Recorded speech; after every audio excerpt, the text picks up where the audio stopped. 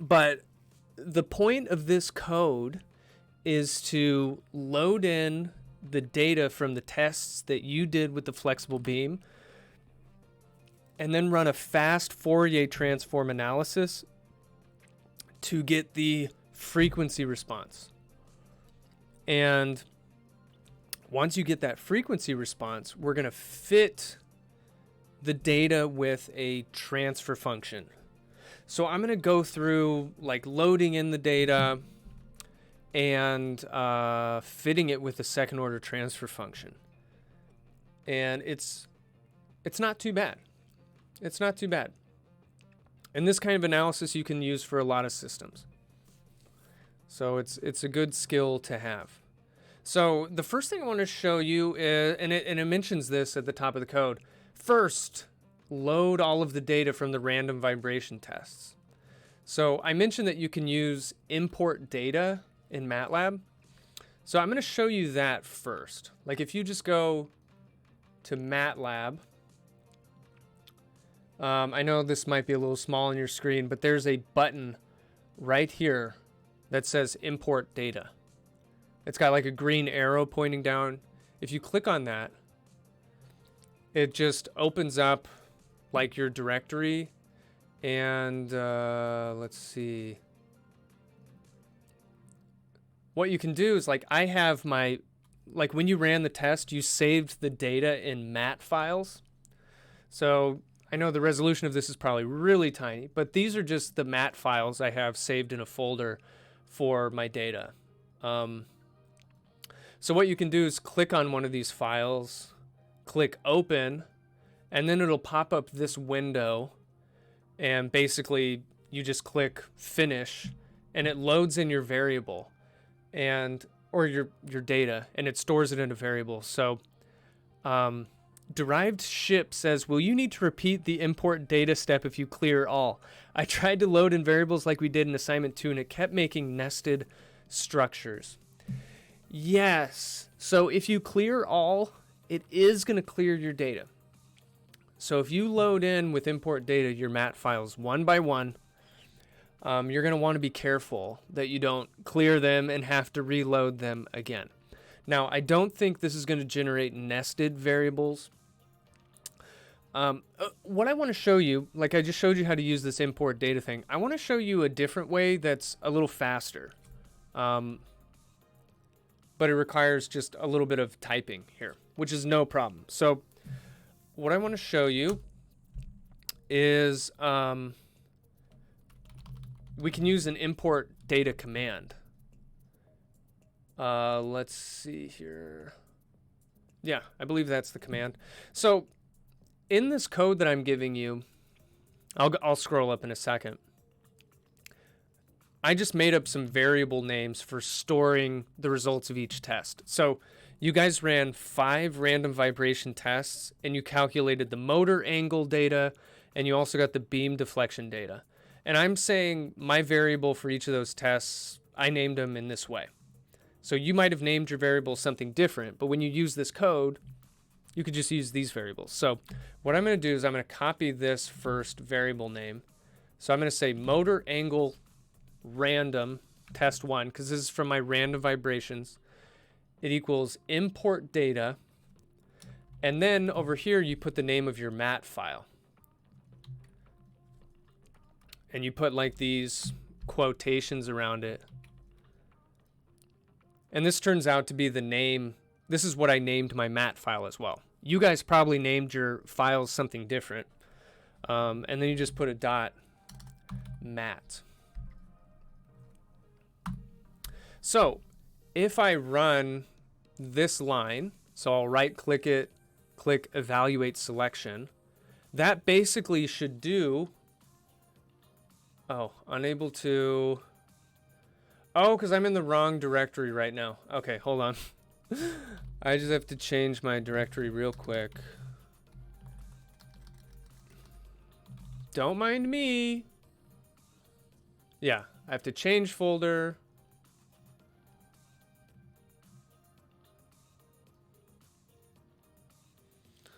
Unable to... Okay, hold on a second.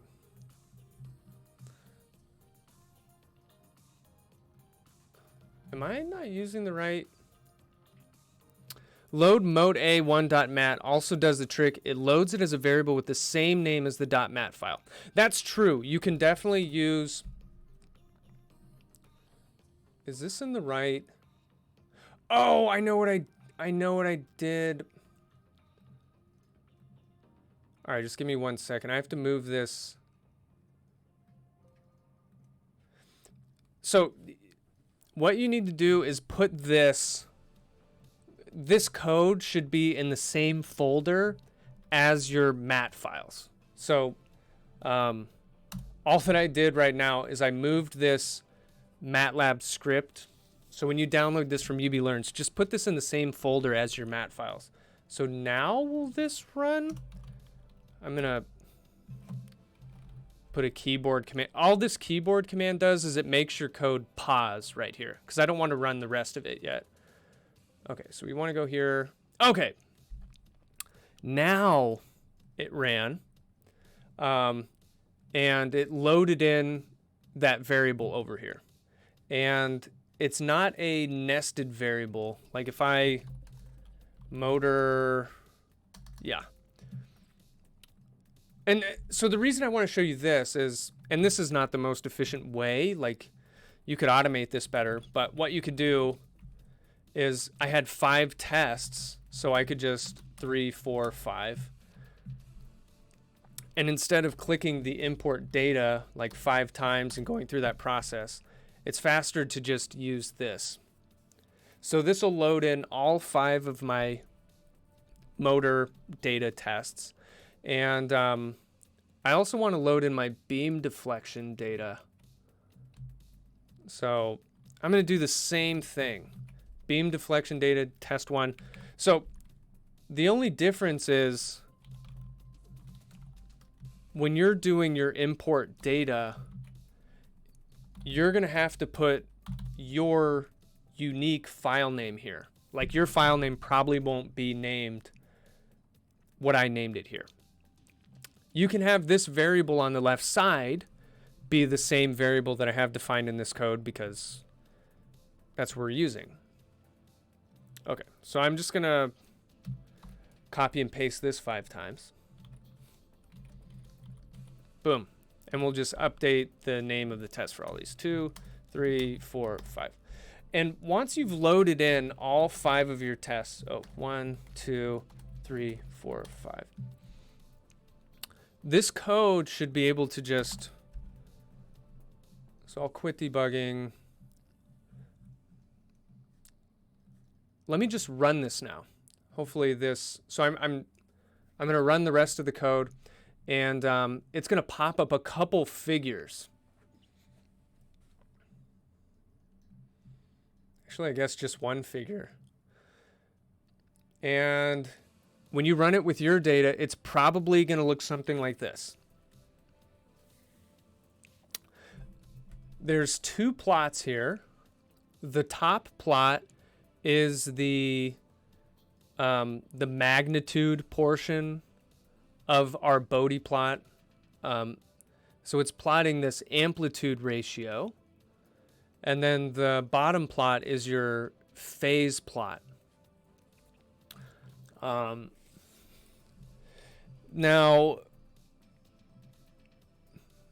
you notice, I guess let's point out just a couple features. You notice if you look at the top plot, you're going to notice a couple peaks. These peaks are located at the natural frequency of the beam. Well, so the horizontal axis is frequency in radians per second. This is the frequency that you were shaking the beam back and forth. Well, I guess this is from the random vibration test. So you were testing like a random vibration. So there was a bunch of frequencies being applied to the beam at once. What this code is doing is using the fast Fourier transform to deconstruct that data into all the individual frequency components. And so, yeah, this first peak is the first natural frequency of the system. The second peak is the second natural frequency. The second natural frequency was when you ran the beam at 21.6 hertz and it was shaking really fast and there was just like that one node on the beam that stayed totally still. So that's what's going on at this second natural frequency. So the first thing that I want to do is we typically like to do these plots on a log scale. So I want to go back to the code and I want to scroll to the very bottom. And this is where we made that plot. But I want to copy all of this. And I'm going to change this so that it's on a log scale.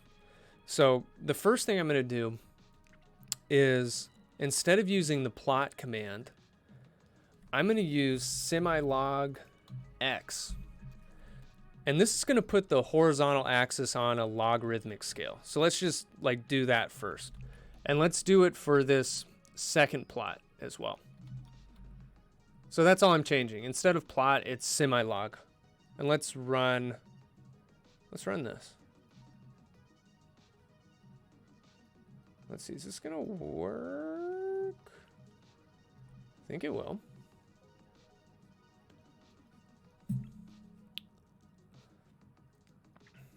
Okay. I got an error on... Wait, what did I do here? Oh, I added like an extra parentheses on the left. That makes sense. That's why I got an error. Let's run this again. Okay. So this has made the x-axis, the spacing is on this like logarithmic scaling. Let's see. So this is the first step. Now, the way you read a logarithmic scale, I need to pump up the... These numbers are printed really small, but you guys probably have fantastic eyes. You're young. You can probably see this. But like this says 10 to the 1 right here. So this is where the frequency is 10 radians per second, 10 to the 1. And then this next tick mark is, so this is 10. This next tick mark is 20. And then this is 30, 40, 50, 60. And then we get to 10 to the 2, which is 100. So it's kind of like on this semi-log scale, everything gets kind of closer and closer together. Or I guess, no, the opposite, right? As we move further this way. But anyways, that's a semi-log scale. And then we do one more thing. We convert the first plot, the amplitude plot, into decibels. The way you do that, converting to decibels, is simple. All you do is take log base 10 of the thing that you want to turn into decibels. So I'm taking this variable, I'm taking log base 10 of it, and then you multiply that by 20. So that converts it to decibels. Let's plot that.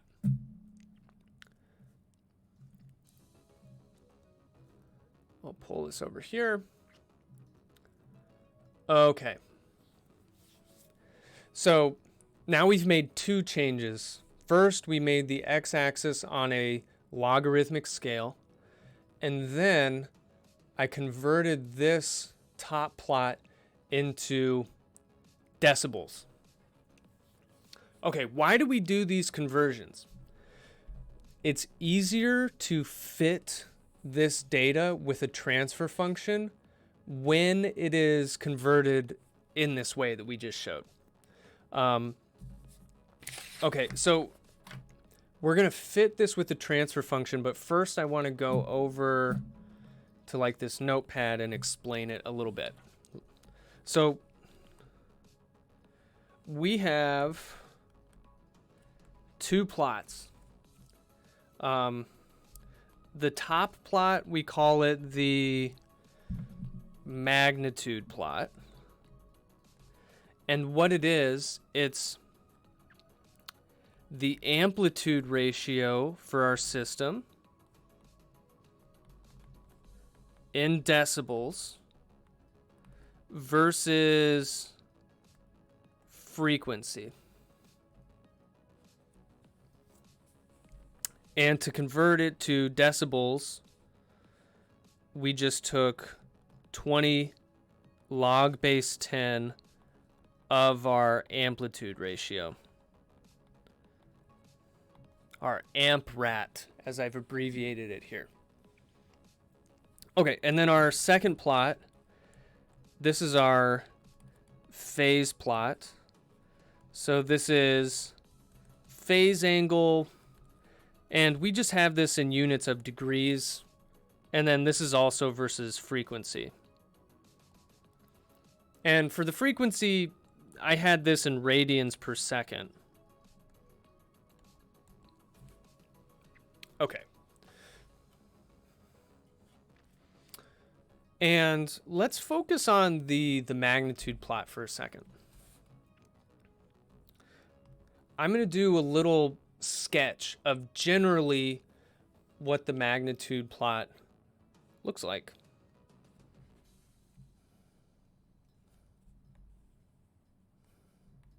So on the horizontal axis, we have frequency in radians per second, and it's on like this logarithmic scale where it's like 10 to the 1, 10 to the 2, 10 to the 3. And then we have our amplitude ratio in decibels. And I'm going to try to sketch this as best I can. The shape looks something like this. There's like a peak, and then it levels off. At least for the initial part of the plot. Like if we go back over here really quick, I'm talking about this shape right here, this first peak. Like it has this slope on the front side, it peaks up, and then it kind of levels off on the back side. That's the portion of this frequency response that we're going to try to get a fit for, at least initially. So that's the shape that I'm trying to draw right here. Now, it turns out that a transfer function that fits this shape really well looks like this. So transfer functions, often we call them like G, and they're a function of S, the Laplace variable. And I'm just going to write out a transfer function that works for this. K times natural frequency squared times S squared, and then we divide this by S squared plus 2 times the damping ratio times the natural frequency times S plus the natural frequency squared. A transfer function that looks like this is capable of fitting this sort of shape really nicely. And I'm going to kind of just do a step-by-step approach to fit this transfer function to the data we have. So we have, I'm going to go back to Matlab really quick. Let's go over here. Okay, so this is the code we were just working with. All I did was modify this plot. I put another code on UBlearns, and it's called second order transfer function. And it's some code that looks like this. What I'm going to do is, starting here at line 4, I'm going to copy all of this. I'm going to go all the way down to the bottom. I'm going to copy it, and I'm going to put it into the other file we were just working with. So here's where I modified the plot. I'm just going to paste this other code below it. So starting right here, I guess, is where I paste it. So pasted from second order transfer function. It asks for a toolbox install when I run that code. What toolbox should I install? It lists several. when you run yub, which code are you talking about? It asks for a toolbox. By the way, we have all the toolboxes you need available through Matlab at UB. You'll be able to get it.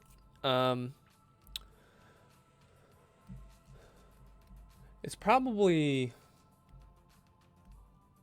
I'm wondering which commands. The second order transfer function. It's for the TF function.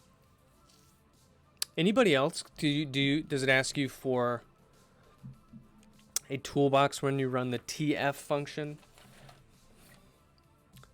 I guess I can Google it real quick.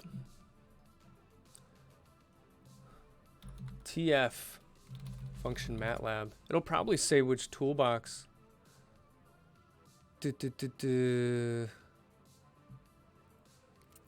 Control system toolbox.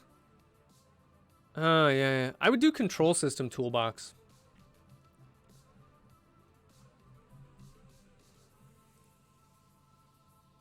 Pretty sure that one. It usually tells you what toolbox you need when you get the error. Control system says Kyle Kane. Thank you, guys. Thank you very much. So you might have to get the control systems toolbox. No big deal. We have it at UB. You still have time yet to do this. Okay. What I'm going to do, these three parameters, these are the key. So this omega n, this is the natural frequency. Zeta, this is the damping ratio. K, this is the gain. And if we go back here, those are the parameters in this transfer function that you need to define. You need to define the gain K, the natural frequency omega n, and the damping ratio zeta. So I'm going to show you how to get each of these parameters to get a good fit. So let's go back here first. What I'm going to do, first I'm just going to show you what this code does on its own, just this little snippet of code. So I'll just run only this section, and here we go. You can see that it makes a plot like this. And this is kind of similar to the shape that we saw in our data. Remember, like on the magnitude plot, it slopes up and then it goes to a peak and then it kind of flattens out. So we just have to tune this so that it fits our data. So what I want to do, this little segment of code that I changed a second ago, I want to copy it and I want to bring it down here.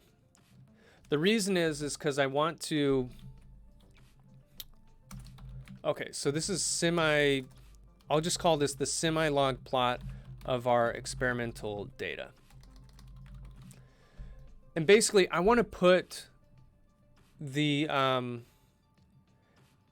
transfer function output on the same plot so that we can see how well it's fitting. So what you need to do is take this omega out. Let's see. I guess I want to take up to here. I'm going to copy this, and then I'm just going to tack it on to this other plot that we were making. Okay? So this was like our frequency data from before. It's plotting our experimental data.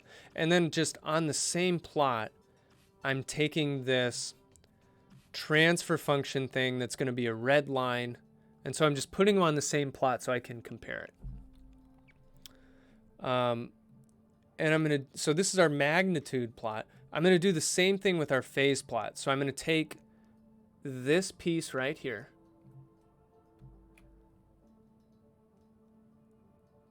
And I'm going to tack it on right here. I guess I need to put a comma here. All right. let's run this. Let's run this.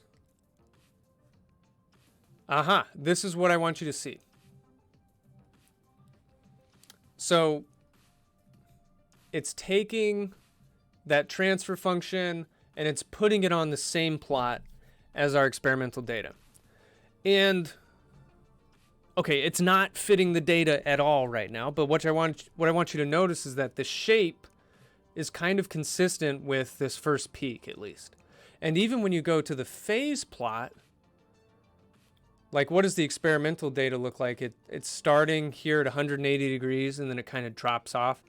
That's what our transfer function is doing as well. Okay, so how do we get the red line to line up with the experimental data? The first thing I would do is line them up horizontally so that the peak from the transfer function fit lines up with the peak from the experimental data. The way to do that is very easy. This peak is located at the natural frequency of the system. So what I can do is I can zoom in on the experimental data and just see where the peak is in terms of frequency. So for my data, it looks like it's around, so the frequency here is 20 radians per second. I'm going to say the peak is around 21 radians per second because it's kind of between 20 and 22. Let's just call it 21. So what I'm going to do is I'm going to go back into my code and omega n, the natural frequency, I'm going to update it to 21. Let's run this again and hopefully we shifted. Oops, I squashed this plot. But you see the peak, it's not lining up with all of the features yet, but at least the red peak and the experimental dark peak, these are pretty much lined up now. And also notice on the phase plot, this sloping off is pretty nicely lined up as well. Okay, so that's the very first thing that I would do. Just line up those peaks.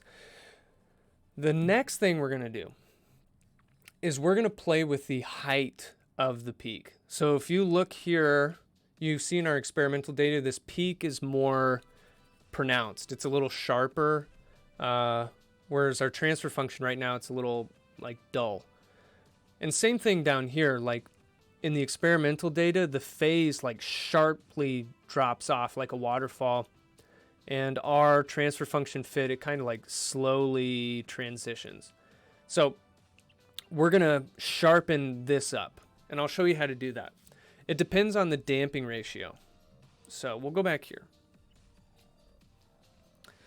Okay, so the first point is omega n, the natural frequency, is located at the peak. So,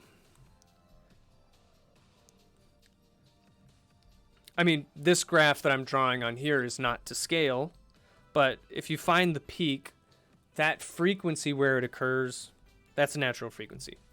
Okay, the next thing, and this is part of why we plotted this on a decibel scale.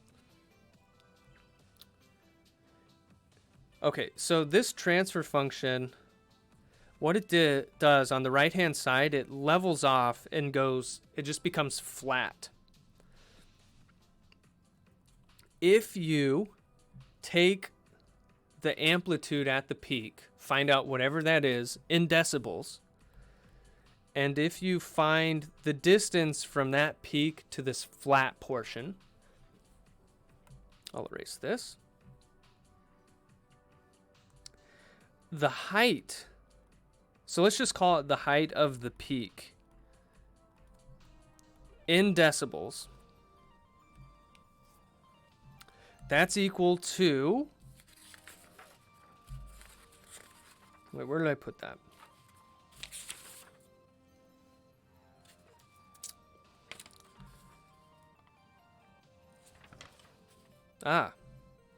It's equal to 20 log base 10 of 1 over 2 times your damping ratio. So I'll show you how to use this. So first you determine the height of that peak. That's going to be equal to 20 times log base 10 of 1 over 2 divided by your damping ratio. And this is going to let you solve for your damping ratio. So let's go back to Matlab really quick, and we're going to try to just determine the height of this peak in decibels. So what I'm going to do, I'm going to look at this top plot, and I'm going to zoom in here, kind of just on the peak. And I'm just going to make an estimate of how tall that peak is relative to like this flat portion over here. And notice the experimental data doesn't like flatten out perfectly. So you're going to have to iterate on this a couple times to really dial it in. Okay, but I'm going to say this flat area is around like -5. I'm being it's a little arbitrary. And then I'm going to measure the height up to the peak. I'm going to say it goes from -5 and then the peak is at 20. So there's a total distance in decibels of 25. That's just my first guess. So let's go over here really quick. So let's say I decided the peak height is 25 decibels. So you have to convert into that decibel scale for this formula to work. So this is going to be equal to 20 log base 10 of 1 over 2 times my damping ratio. And so I want to solve for my damping ratio from this equation. Okay? So first, I'm going to divide both sides by 20. So 25 divided by 20, that'll be log base 10 of 1 over 2 times my damping ratio.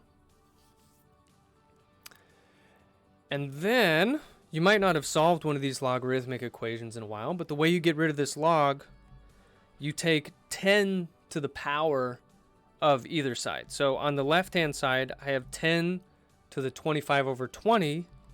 That's going to be 10 to the log base 10 of 1 over 2 times your damping ratio. But it just simplifies to this. If you take 10 to the log base 10 of something, all you're left is with the argument inside the logarithm. So we're almost there. So I can solve for the damping ratio now. That's going to be 1 over 2 times 10 to the 25 over 20. All right. And just to remind you here, this 25, this was the estimated height of peak in decibels. And that's really the only variable that you're playing with here.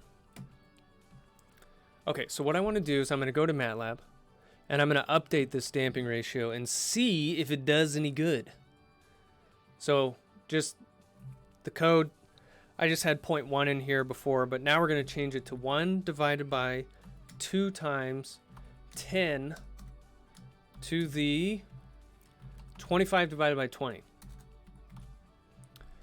And we're just going to see how this works. We might have to update it again, but let's just run it.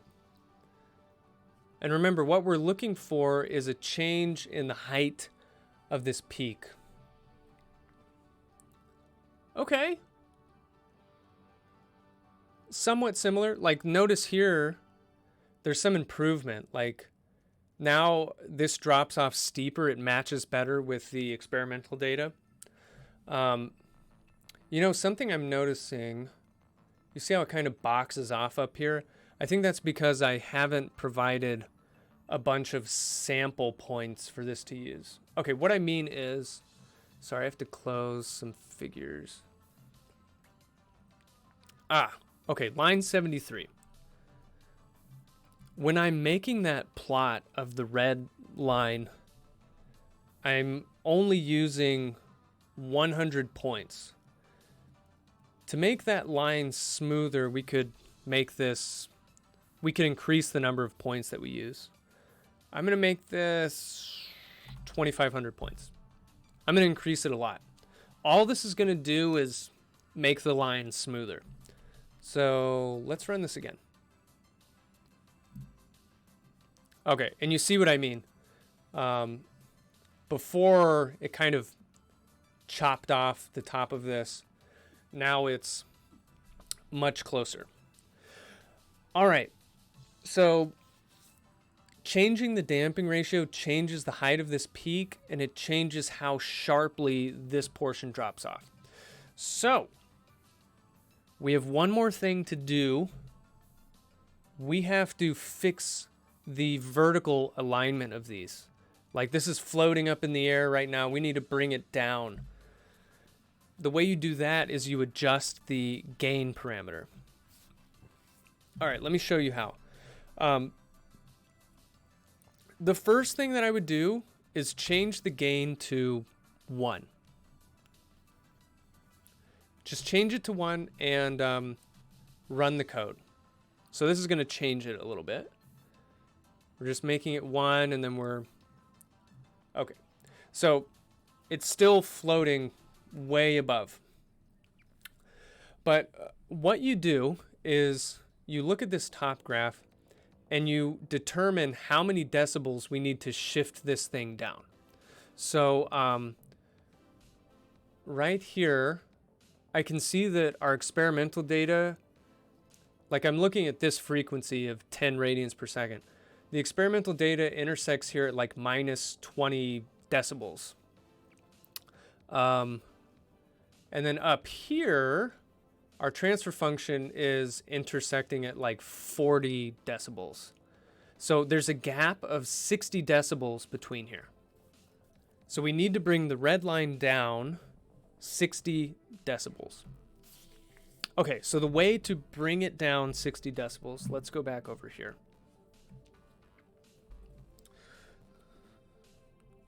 So I need to bring it down minus 60. What you do is you set this equal to 20 times log base 10 of the gain, K.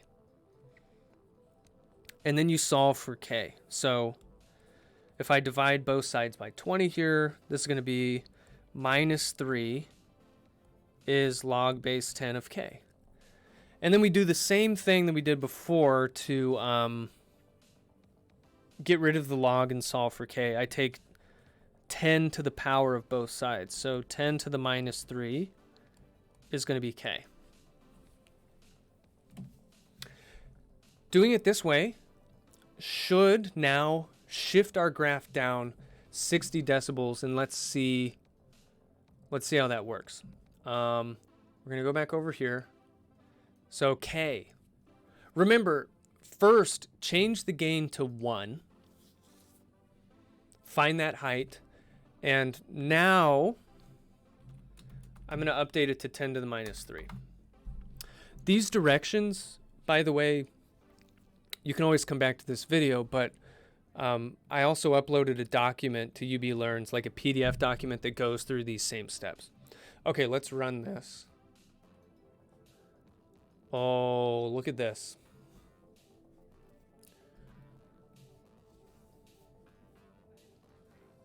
Much nicer. Now, this is not yet perfect. Like if I zoom in here, what I would do is, with your group, you should iterate on this until it's like really close. So for example, I see that we still need to decrease the gain a little bit. Like we could still bring this down a little. Also, when I look at this, it looks like in the experimental data, still more sharply drops off. So if you make your damping ratio smaller, it'll make this steeper. So maybe I'll just show that to you once. So this was my damping ratio before, and I assumed that the height of the peak was 25. Well, the higher the peak is, that also makes the damping ratio smaller. I'm going to make this equal to 35 just to test it out. This is going to make my peak taller, and it's going to make the phase drop off faster. So this is the way, I'm just showing you this because these are the kinds of things you can play with. After you've made your initial guess, you can start doing these things and just dialing in the quality of your fit. Okay, so look at this. So this is a lot steeper. Like, it made my peak higher, but still it seems to capture that contour pretty well. But here in the phase, now I'm dropping off probably a little more consistently with what the data looks like. And, you know, I would probably scoot the natural frequency a little bit. I would tweak the gain a little bit. There's still stuff to be done here. But I think this part of the lab, this is what can be most challenging for students. But I think seeing this process, like going through the steps in this way, I think you'll pretty quickly get a good fit. There's a bonus on the assignment where Kenny says, if our phase angle plots don't line up, how do we bring the curve down? Your phase should still line up pretty nicely. Like this kind of, I think that for all of the groups, your phase will probably look something like this. Like where it starts at 180 and then, you know, it gets like fuzzier over here. Your phase, what does your guys' phase look like? I'm curious. So it doesn't start at 180, you're saying? Yours starts at 0. But for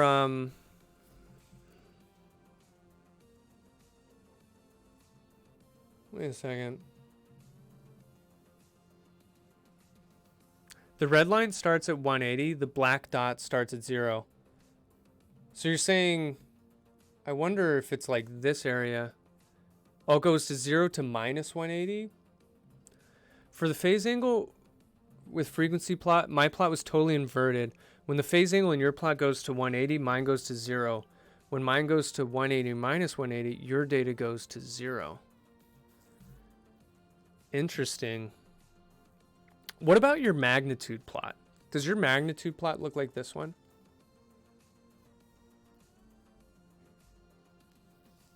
I'm curious. Magnitude plot still looks like this, though? Okay. Interesting. So the phase is starting at 0. Are there some of you whose phase looks like mine, though? Or are you finding that all of you are kind of starting at 0?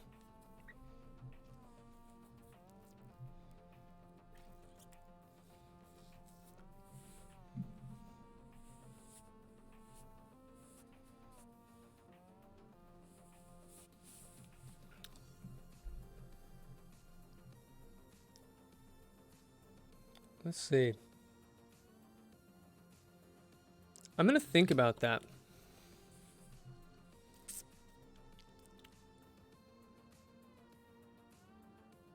Zero to 180.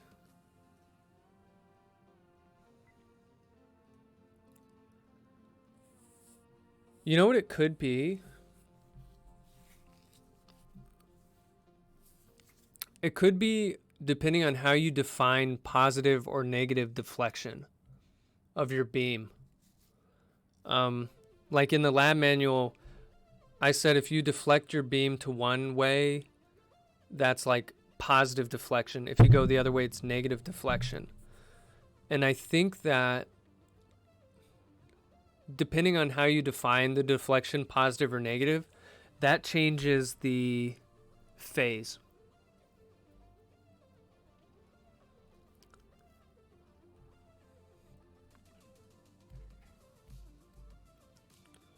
And what you, I really think that's what it is.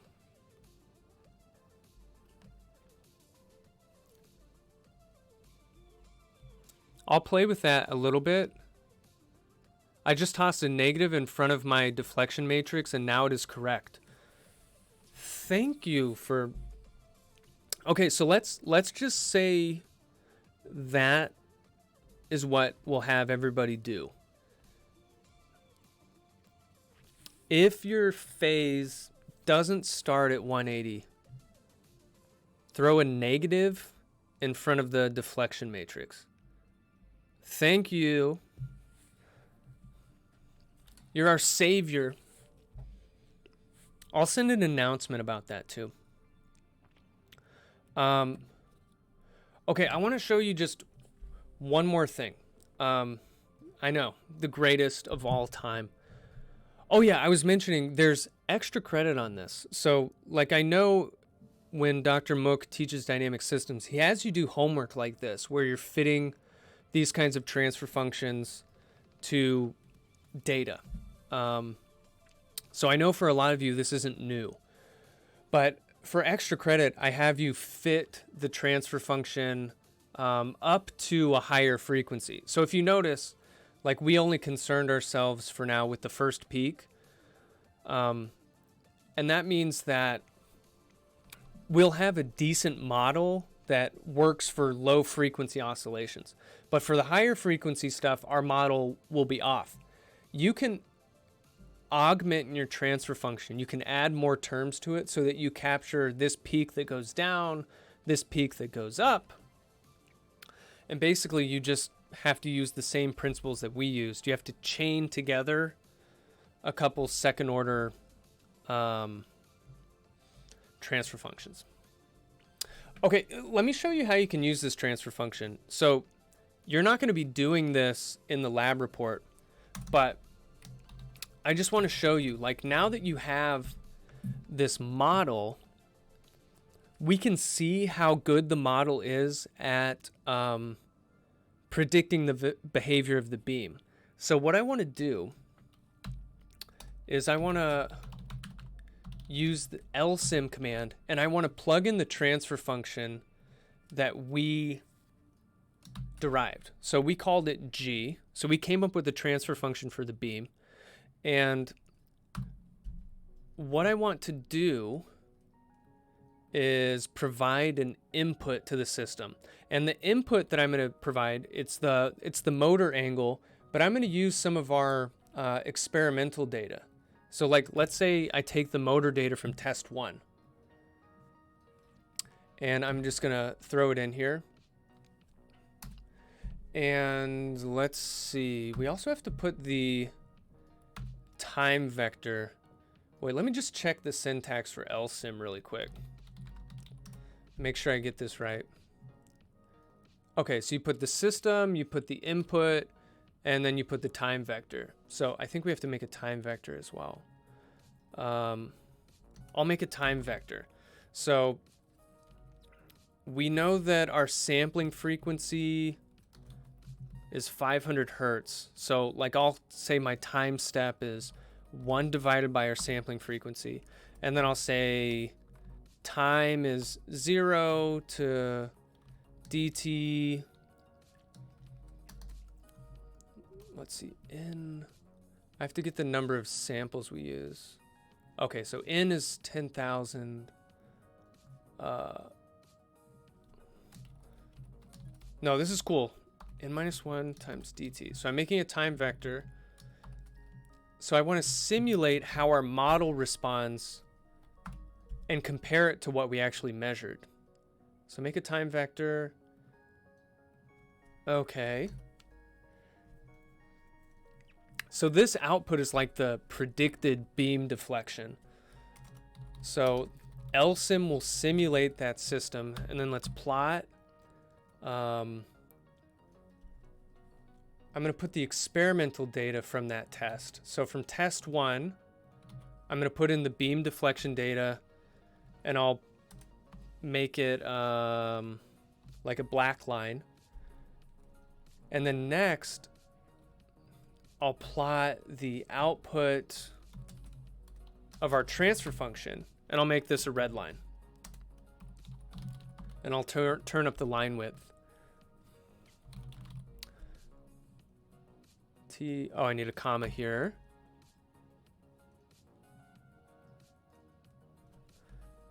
And let's put a legend on here. So this is going to be the experimental output, and we're comparing it to our theoretical based on our transfer function. It won't be perfect, but I think it's a decent model. Let's see. Okay. This is hard to tell from here, but let's make this larger. And then, so this is, remember, this is like a random shaking test. Let's zoom in on like this portion. This is pretty cool. The black line is what was actually measured in an experiment. The red line is, this is what our transfer function predicts the beam would do. And